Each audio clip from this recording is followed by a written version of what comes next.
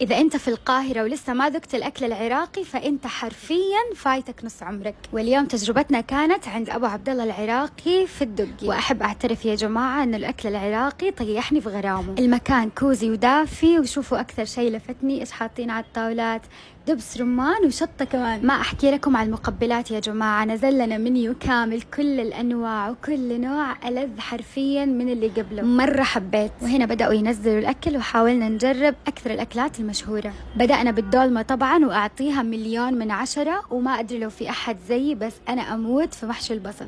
وهذا قوز الدجاج يجي معاه 3 أنواع التمن اللي هو الرز، وكان رائع.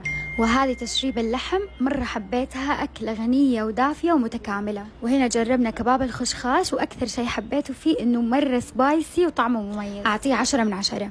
وهذا المعلاك اللي هي كبدة مشوية مع الفلفل والبصل، طعمها يستحق التجربة صراحة. مع أي أكلة دسمة لازم أطلب لبن، ولبنهم يفوز، ليمون وطعمه مرة مختلف. وختمنا بالشاي العراقي اللي كلش هواية مميز، تجربة أعطيها 10/10.